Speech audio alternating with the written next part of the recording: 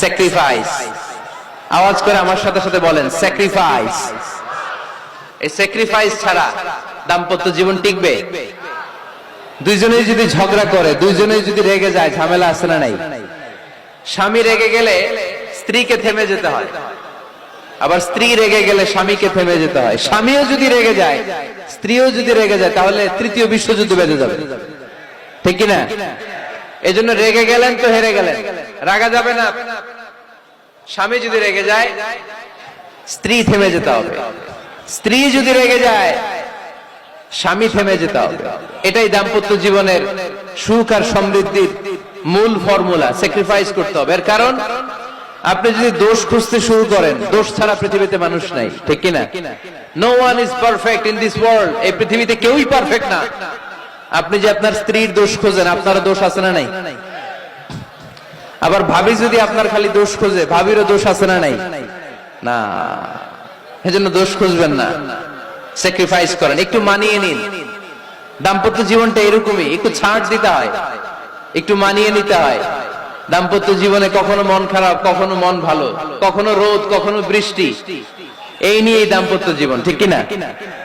তাহলে দাম্পত্য জীবনে যদি আমরা সুখ পেতে চাই, সকল নবদম্পতিকে বলবো একটু ছাড় দেওয়ার মানসিকতা বিল্ড আপ করেন, একটু মানিয়ে নেন, একটু মানিয়ে নেন, একটু ছাড় দেন, একটু মিলেমিশে চলেন। এক স্যাক্রিফাইস আমাদের জীবনটারে, আমাদের দাম্পত্য জীবনটাকে একটা জান্নাতি দাম্পত্য জীবন বানায় দিবে, ঠিক কিনা?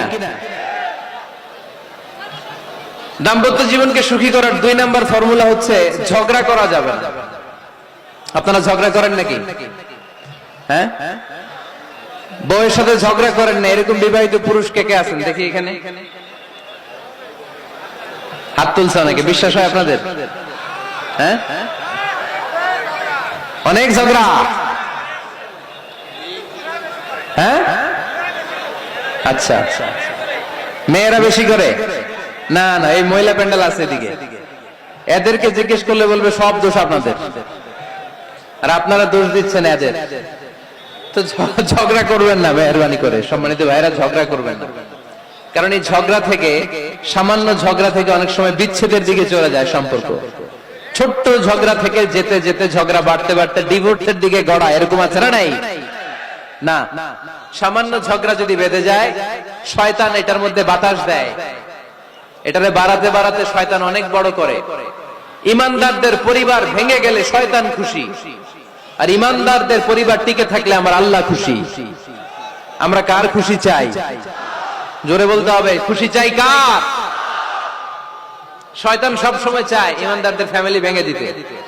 Always he tries his level best to break down the relationship of a mu'min family.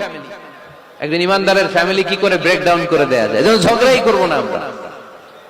আপনি ঝগড়া করলে ভাবি যেন ঠান্ডা থাকে, ভাবি ঝগড়া শুরু করলে আপনি ঠান্ডা থাকবেন। ঝগড়া করা যাবে না, কিন্তু ঝগড়া হয়ে যায় ফ্যামিলিতে, এটাকে চেক দিতে হবে।